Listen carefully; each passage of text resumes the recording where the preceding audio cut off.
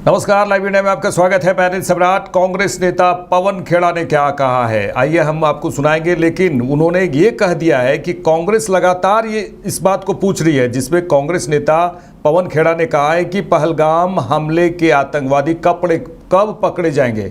एक सवाल उन्होंने खड़ा कर दिया है। कांग्रेस की ओर से लगातार ये सवाल खड़ा किया जा रहा है, पुलवामा में RDX किसने खरीदा है और पाकिस्तान के साथ संघर्ष विराम की क्या शर्तें थी। ये तमाम बातें, ये तमाम सवाल कांग्रेस की ओर से उठ रहे हैं। और उन्होंने ये भी कहा कि हम पूछे जा रहे हैं कड़े सवालों के कड़े जवाब चाहते हैं। और उन्होंने कहा है कि कड़े सवालों के कड़े जवाब चाहते हैं। किसके दबाव में संघर्ष विराम किया गया और क्या पहलगाम में अपने पतियों को खोने वाली महिलाओं को न्याय मिला, ये भी एक सवाल कांग्रेस की ओर से खड़ा किया गया है।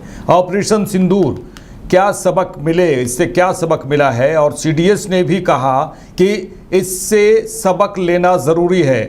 अब कम से कम बीजेपी सवाल पूछने वालों को राष्ट्र विरोधी नहीं कह पाएगी। इसमें कांग्रेस क्या कहेगी? हम तो कांग्रेस को बार बार सवाल पूछ रही है, साहब क्या पहलगाम के 4-5 आतंकी पकड़े गए? पुलवामा में RDX कौन लाया? क्या आपने सीजफायर में हाफिज सईद, अजहर मसूद, दाऊद इब्राहिम इन सबको वापस लाने की शर्त रखी या नहीं रखी? किन शर्तों पे सीजफायर हुआ? ठोस बात करिए ना। ये नारे और ये भाषण, ये सब तो 11 साल हो गए, सबने सुन लिया और सबको आपकी पोल समझ में आ गई, आपकी असलियत सबको समझ में आ गई। अब आप ठोस सवालों का ठोस जवाब दीजिए। किन शर्तों पर सीजफायर हुआ? किसके दबाव में सीजफायर किया गया? क्या पहलगाम की विधवाओं के सिंदूर के साथ न्याय हुआ या नहीं? पवन सर, मेरा सवाल यह है कि पहले राहुल गांधी जी ने सवाल पूछा था, फिर बीजेपी के वरिष्ठ नेता सुब्रमण्यम स्वामी ने भी इसका जिक्र किया एक मीडिया इंटरव्यू में। अब तो खुद CDS ने भी स्वीकार कर लिया है कि फाइटर जेट गिरा है। क्या इससे पहले प्रेस वार्ता हुई, हमारे बड़े वरिष्ठ साथी ने की, उत्तम रेड्डी जी ने। मुझे लगता है आपने उन सबसे सवाल पूछे होंगे, उन्होंने जवाब भी दिए होंगे। लेकिन जो भी है, बात यह है कि क्या पाठ सीखे गए, जो कि CDS साहब ने भी कहा खुद की, उससे क्या सीखना है, वो बड़ी महत्वपूर्ण बात है। इस पे अब आने वाले दिनों में मुझे लगता है चर्चा होती रहेगी। लेकिन अब कम से कम सवाल पूछने वाले को शायद अब राष्ट्र विरोधी नहीं कह पाएगी बीजेपी। पवन सर, चलिए आगे बढ़ेंगे। जयपुर में अहिल्याबाई होलकर की 300वीं जयंती के अवसर पर आयोजित कार्यक्रम में केंद्रीय मंत्री और बीजेपी के राष्ट्रीय अध्यक्ष JP नड्डा ने कहा कि हम अहिल्याबाई होलकर को एक समाज सुधारक के रूप में याद करते हैं। उन्होंने भारत की परंपरा, संस्कृति, विरासत को संजोने का काम किया। आज से 300 साल पहले जब महिला उत्पीड़न समाज की एक व्याप्त ग्रसित समस्या थी, उसी समय उन्होंने महिलाओं के उत्थान के लिए काम को आगे बढ़ाया। यह जीवन का उनका सबसे बड़ा लक्ष्य बना है कि मुझे आज पुण्य श्लोक माता अहिल्याबाई होलकर जी के 300 वर्ष के जन्म जयंती पर राजस्थान की पवित्र वीर भूमि पर आने का सौभाग्य मिला है। मैं इसके लिए आप सबको बहुत बहुत धन्यवाद देता हूं कि आपने मुझे इस कार्यक्रम में शामिल किया है। हम जानते हैं कि पुण्य श्लोक माता अहिल्याबाई होलकर जी का 300 वर्ष की जन्म जयंती जब हम मना रहे हैं, तो जैसा कि भजन लाल जी ने बताया, हम उनको याद करते हैं एक समाज सुधारक के रूप में। हम उनको याद करते हैं जिन्होंने भारत की परंपरा, भारत की संस्कृति, भारत की विरासत, उसको संजोने का काम किया, उसको पुनर्जागृत करने का काम किया। हम सब जानते हैं कि उन्होंने किस तरीके से सामाजिक न्याय की लड़ाई लड़ी। और सबसे बड़ी बात यह है कि आज से 300 साल पहले जब महिला उत्पीड़न एक समाज की व्याप्त ग्रसित समस्या थी, तो उस समय उन्होंने महिलाओं के उत्थान के लिए काम को आगे बढ़ाया। यह जीवन का उनका सबसे बड़ा लक्ष्य बना। इसको भी हमको ध्यान में रखना चाहिए। इसलिए विमेन एम्पावरमेंट, महिलाओं को शिक्षा के साथ जोड़ना, प्रोग्रेसिव विचारधारा के साथ स्कूलों का निर्माण करना और उसी के साथ साथ महिलाओं के एम्पावरमेंट के लिए हर तरीके का काम करना, ये हम सब लोगों ने देखा है। दिल्ली सरकार के 100 दिन पूरे होने पर आयोजित कार्यक्रम में शामिल होने पर अभिनेता अनुपम खेर ने कहा कि मेरे सवाल दिल्ली की जनता के सवाल थे। उन्होंने मुख्यमंत्री से रेखा गुप्ता, दिल्ली के मुख्यमंत्री रेखा गुप्ता से कई सवाल किए थे और इसी को लेकर उन्होंने कहा कि मेरे सवाल दिल्ली के जनता के सवाल थे। मैंने अपने रिश्तेदारों, दोस्तों और दिल्ली के अन्य लोगों से सवाल एकत्र किए और दिल्ली की मुख्यमंत्री रेखा गुप्ता ने जवाबों का सच्चाई और मुखरता से जवाब दिया सवालों का। और उन्होंने कहा कि मुझे उम्मीद है कि आज उन्होंने जो सच्चाई के साथ कहा है वह उनके 4 साल पूरे होने के बाद भी लोगों तक पहुंचेगा। Well, my questions were the questions of the people of Delhi. I had requested her, is it okay if I don't tell you the questions? So I collected those questions from my friends, relatives and other people on Delhi, and I think she answered them very, very truthfully and vocally. And rest of it is for the people of Delhi to discover that what she said is the truth. Sir, what you have changes notice? I come here occasionally. I'm a celebrity. I don't, except for production and all those things, but that's a different issue. I, as a Nagrik, as a citizen of this country, my problems are what people tell me. And I think, I hope that what she spoke about today with truth resonates also after 4 years of her completion. Thank you. चलिए आगे बढ़ेंगे। Imphal east, Manipur के Imphal east में पिछले 4 दिनों से लगातार हो रही बारिश लगातार हो रही है। इस कारण इम्फाल ईस्ट में बाढ़ जैसे हालात हैं, लोगों को परेशानियों का सामना करना पड़ रहा है।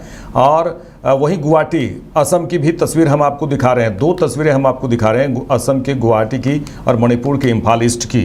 देखिए तस्वीरों में किस तरह से भारी बारिश के कारण, और गुवाहाटी शहर की तस्वीर है जो काफ़ी कई हिस्सों में जल भराव की स्थिति बनी हुई है। और वीडियो अगर गुवाहाटी की, असम की वीडियो, ये वीडियो हथीगांव इलाके से है। काफ़ी बारिश हो रही है, 4 दिनों से लगातार बारिश, और जिस तरह से मानसून पहुंचा और उसके बाद जो हालात बने हैं मणिपुर के इम्फाल ईस्ट की आप तस्वीर देख रहे हैं, और वहीं असम के गुवाहाटी की तस्वीर देख रहे हैं। 2 तस्वीरें हम आपको दिखा रहे हैं किस तरह से भारी बारिश से लोगों का जीना मुश्किल सा हो गया है। काफ़ी परेशानियां लोगों के सामने आ गई हैं। इतनी बारिश कि जल भराव की स्थिति बनी हुई है। लोगों का बाहर निकलना भी मुश्किल हो गया है, चौक चौराहों तक पहुंचना भी मुश्किल हो गया है। ये तस्वीर देखिए किस तरह से भारी बारिश लगातार 4 दिनों से हो रही है और उसके बाद की जल जमाव की स्थिति बन गई।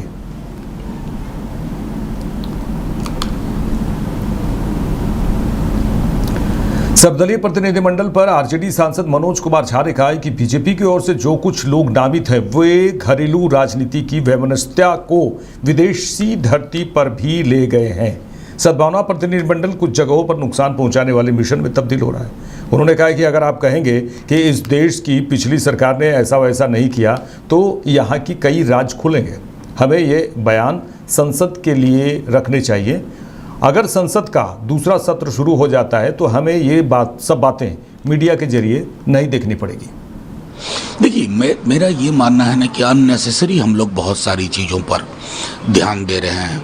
कई दफ़ा जब आप विदेश जाते हैं तो आपके कोई जो स्टेटमेंट होते हैं वो अलग धारा के होते हैं और उसका परिप्रेक्ष्य होता है कि एक मल्टी पार्टी डेलीगेशन के आप हिस्सा हैं। मुझे दुख इस बात का है कि बीजेपी की ओर से भी जो कुछ लोग नामित हैं वो घरेलू राजनीति के वैमनस्यता को विदेश की सरजमी पे ले गए। इसलिए मैंने कहा कि गुडविल डेलीगेशन को गुडविल डेलीगेशन रहने दीजिए। इसको डैमेज मिशन के रूप में तब्दील होते हुए मैं कई जगह देख रहा हूं और ये सर्वथा अनुचित है, क्योंकि सरकारें आएंगी जाएंगी, पार्टी कोई आज सत्ता में है, कल को कोई और सत्ता में होगी, लेकिन इस देश की इयत्ता, इसकी पहचान तो रहेगी ना। अगर आप कहेंगे कि इस देश में इससे पूर्व की सरकार ने ये नहीं किया वो नहीं किया तो कई पोतड़े इधर भी खुल जाएंगे। बेहतर है कि इन चीज़ों को हम संसद के लिए रखें और संसद का अगर विशेष सत्र आ जाता ना तो ये जितनी सारी चीज़ें हम देख रहे हैं मीडिया के माध्यम से वो संभवतः नहीं होती। चलिए आगे बढ़ेंगे। रांची में ब्राउन शुगर का तस्करी बहुत हो रहा है और इसको बेचने का भी काम किया जा रहा है। रांची में ब्राउन शुगर बेचने वाले राधे श्याम को 3 ग्राम ब्राउन शुगर के साथ पकड़ा गया है और ये मामला चुटिया थाना क्षेत्र का है और चुटिया थाना को सौंप भी दिया गया है। साथ ही राधे श्याम के घर पर सर्च करने पर करीब 10 से 20 ग्राम और भी पाया गया और भी ब्राउन शुगर पाया गया अब बता दें कि राधेश्याम और उसके पिता को ब्राउन शुगर के साथ कृष्णापुरी चुटिया से पकड़ा गया है। पुलिस के अनुसार करीब 25 से 50 ग्राम के आसपास ब्राउन शुगर को जब्त किया गया है। पुलिस ब्राउन शुगर तस्करी को लेकर लगातार सक्रिय है और शहरों में लगातार छापेमारी भी की जा रही है।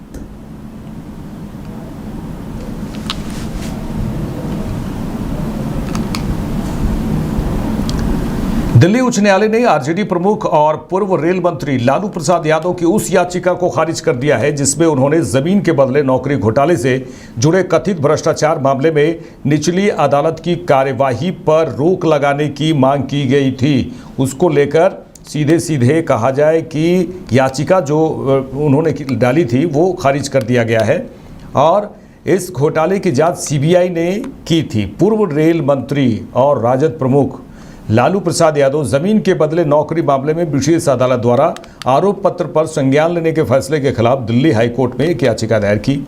याचिका में उनके खिलाफ सीबीआई द्वारा दर्ज एफआईआर और आरोप पत्र को रद्द करने की मांग की गई। बता दें कि न्यायाधीश रविंद्र डुडेजा ने लालू प्रसाद यादव की याचिका पर गुरुवार को ही संक्षिप्त सुनवाई की। लालू प्रसाद यादव की ओर से पेश वरिष्ठ वकील कपिल सिब्बल ने कहा कि सीबीआई ने पूर्व रेल मंत्री के खिलाफ जांच शुरू करने से पहले आवश्यक मंजूरी नहीं ली, जबकि प्रिवेंशन ऑफ करप्शन एक्ट की धारा 17A की धारा के तहत लोक सेवा के खिलाफ मुकदमा चलाने के लिए मंजूरी लेना आवश्यक है। सीबीआई की ओर से पेश वकील ने कहा कि लालू प्रसाद यादव ने रेल मंत्री के तौर पर पद का दुरुपयोग किया।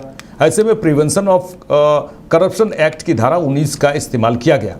इस कानून की धारा 17A के तहत पुलिस बिना मंजूरी के किसी लोक सेवक के खिलाफ जांच नहीं कर सकती है, लेकिन लालू प्रसाद यादव के मामले में इसकी जरूरत नहीं थी। लालू प्रसाद यादव के रेल मंत्री रहने के दौरान उनके करीबियों ने अधिकारियों को कुछ खास लोगों को नौकरी देने को कहा। इसके एवज में पूर्व रेल मंत्री के परिवार के सदस्यों के नाम जमीन हासिल की गई।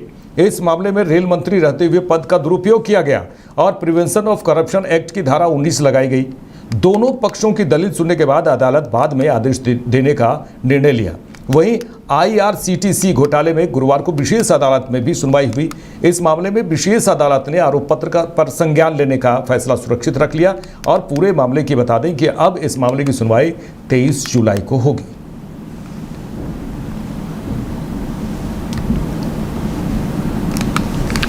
प्रधानमंत्री नरेंद्र मोदी द्वारा भोपाल के लोकमाता देवी अहिल्याबाई महिला सशक्तिकरण महासम्मेलन कार्यक्रम में उन्होंने शिरकत भी की और मध्य प्रदेश के मुख्यमंत्री मोहन यादव ने इसको लेकर कहा कि मोदी सरकार और मध्य प्रदेश सरकार महिलाओं के लिए काम कर रही है, विकास के नए कीर्तिमान बना रही है।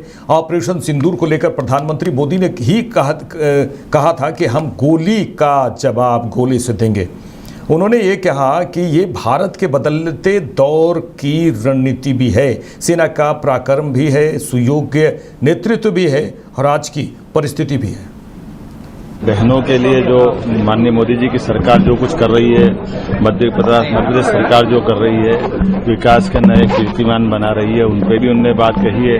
मेट्रो का लोकार्पण किया, 2 एयरपोर्ट की सौगात दी, नारी सशक्तिकरण के सभी अभियान की सराहना की और ये बात सच है, दुनिया में भारत की जिस प्रकार से गति बढ़ रही है, ऐसे में हमारी आधी आबादी के लिए माननीय मोदी जी की सरकार और हमारी सरकार जो काम कर रही है, जिसमें विरासत की ऐसी वीरांगनाओं का नाम ध्यान रख करके आज के समय से समसामयिक रूप से उनको जोड़ करके बात करना, यही तरीका है जिसमें हम अपनी बहनों की जिंदगी बेहतर कर सकते। ऑपरेशन सिंदूर को लेकर बना उन्होंने। ऑपरेशन सिंदूर तो माननीय मोदी जी ने कहा ही कि कोई गोली दे तो हम गोला देंगे, इससे बढ़कर क्या है, गोली का जवाब गोले से देना, ये हमारे भारत की बदलते दौर की रणनीति भी है और इच्छा शक्ति भी है, सेना का पराक्रम भी है, सुयोग्य नेतृत्व भी है और आज की परिस्थिति भी है। जब दुनिया में हम अपने देश के अंदर झांक कर देखते हैं तो अतीत के काल में जितना आतंकवादी घटनाओं के दंश को भारत ने झेला है, अब दुनिया उससे परिचित हो रही है। अब दुनिया इससे सहमत है कि हाँ,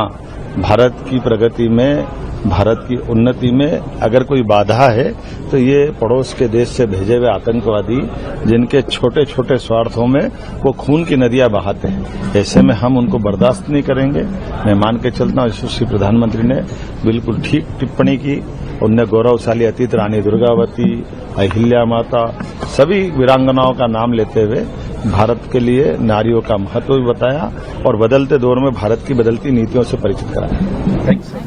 चलिए आगे बढ़ेंगे। महिला समृद्धि योजना की बात कर लें। महिला समृद्धि योजना 2025 के मुद्दे पर दिल्ली की बीजेपी सरकार के खिलाफ जोरदार प्रदर्शन किया गया। आप कार्यकर्ताओं ने जोरदार प्रदर्शन किया और इसके बाद पुलिस ने हिरासत में आप कार्यकर्ताओं को भी लिया है।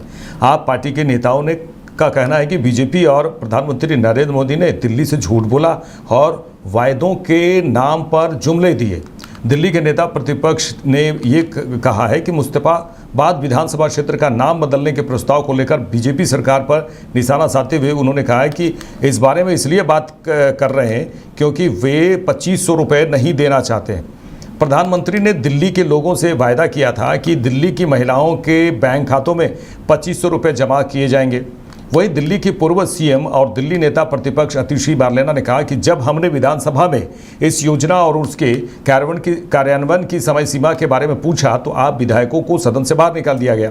ये प्रदर्शन देखिए, दिल्ली में जो जोरदार प्रदर्शन किया गया है आप कार्यकर्ताओं के द्वारा, आप नेताओं के द्वारा, और प्रदर्शन के दौरान भारी संख्या में इस दौरान पुलिस बल की भी तैनाती की गई थी।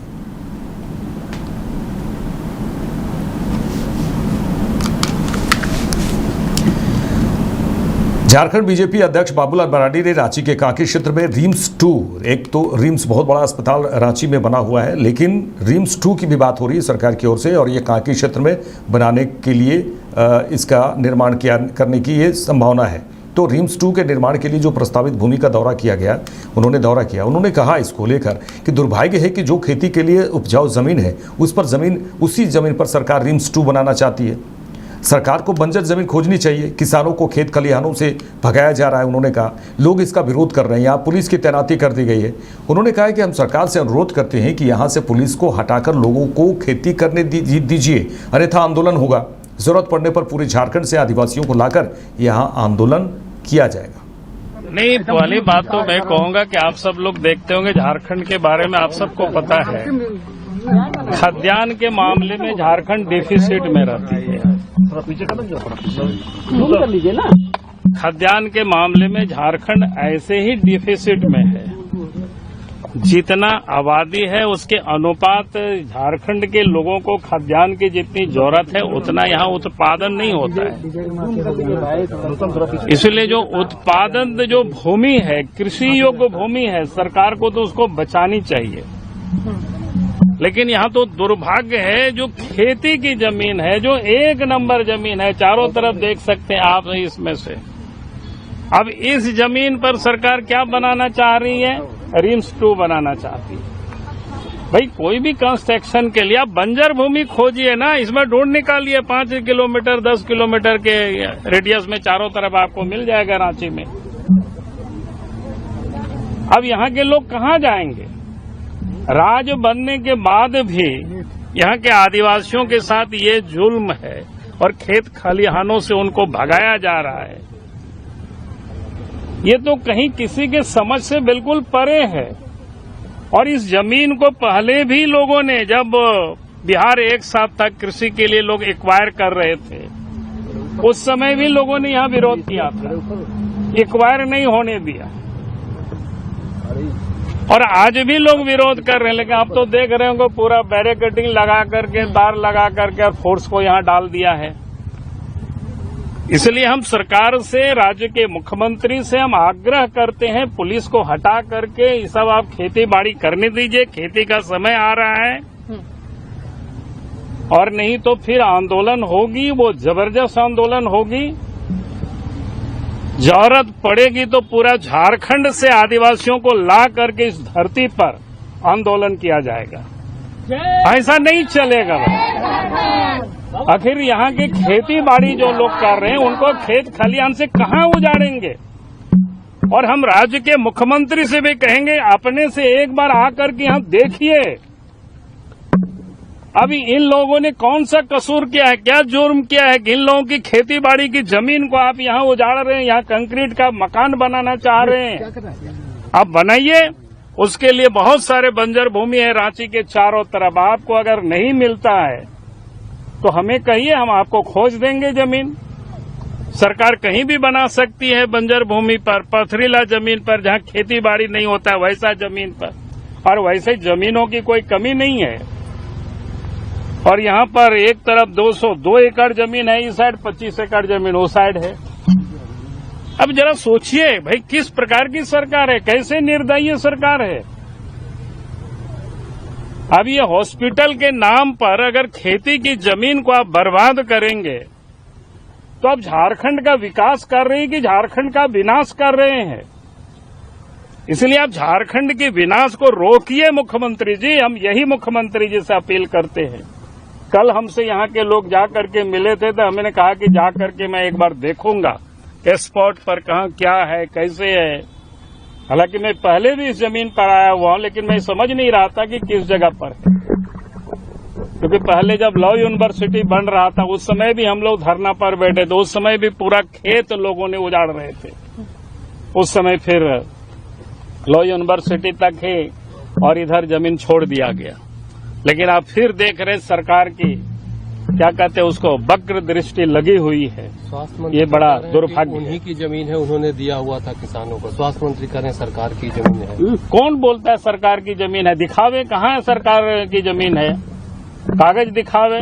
मेरे पास तो ये है ना, वो पहले भी यह कह रहे थे कि कृषि की जमीन है, उसका जमीन जितना बार हुआ यहाँ के वहाँ के क्या कहते हैं इन्होंने लिख करके दिया था इस जमीन के बारे में, जब रिंग रोड हो रहा था उस समय, तो उस समय बता दिया है यहाँ क्या बोलते हैं कि जमीन को बिल्कुल क्या कहते हैं इसका कोई कहीं एक्वायर नहीं हुआ। मेरे साथ इस बुलेटिन में इतना ही। देश दुनिया की तमाम खबरों के लिए देखते रहिए लाइव इंडिया। नमस्कार।